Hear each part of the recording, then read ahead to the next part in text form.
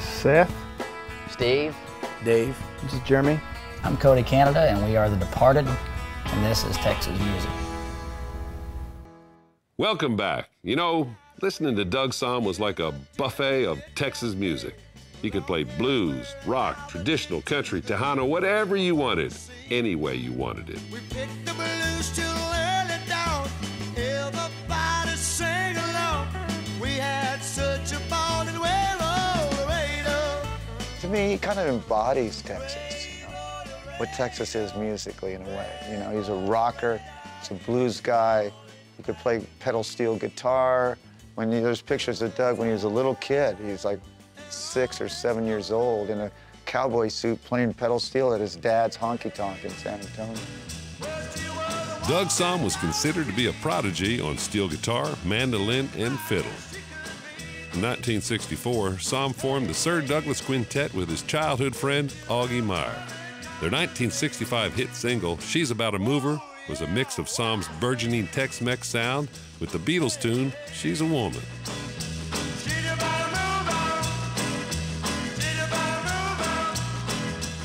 You know, but Doug played Bajo. One time Doug said, man, we got to do something different. I said, why don't you buy a Bajo and I'm going to get an accordion. Let's see what we can do with that. And that's what we did. And we sit back and, you know, hibernated for a couple of months and started doing that stuff. I mean, we're way back in the 70s we were playing. Doug had a big hit in Sweden called Meet Me in Stockholm. You know, he's playing Bajo and I was playing an accordion on it. You know, so. We were covering a song of his called Crossroads, and he got up on stage with us. And we knew he was going to be in town the next day. It was in Locker in Belgium. And we didn't know he was already there. And we started singing the song. He got up and like grabbed one of the mics, started singing it with us. And we were just like, oh my God, this is our legendary hero. Guacamole, guacamole, guacamole, guacamole. We'd be making guacamole all night long. In 1990, Doug formed the Texas Tornadoes, a supergroup with, of course, Augie Myers, as well as longtime pals Flaco Jimenez and Freddie Fender. Hey, baby, ¿qué pasó? Thought I was your only vato. The Tornadoes went on to record 4 albums, win a Grammy, and spread Doug's brand of Tejano music to a whole new generation of fans with their Tex-Mex sound and their Spanglish-covered lyrics.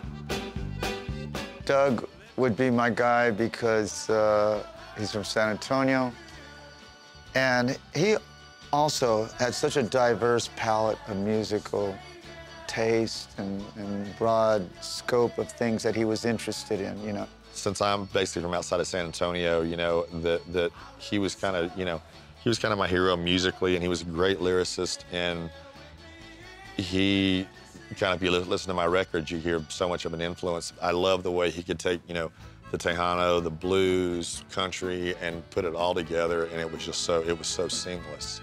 He spanned so many types of music and really like paved the way for a lot of different styles. So, you know, I like the Sir Douglas Quintet, and I liked, you know, the Texas Tornado feel, and the last real blues band that he did too, which he did more kind of a blues soul, you know, towards the end. And I was a fan of that too. That's the thing. I think he was really impressive no matter what style he did, and he was still able to completely capture it and make it his own. And I just had the best times, and I really miss him because he was such a phenomenal inspiration. You know, he's just like one of those guys. To me, when I think of Texas music, I think of Doug, really. Leaving you, girl, heading down the road. We'll have more Doug Sahm music with a performance from one of his bands, the Texas Tornadoes, coming right up.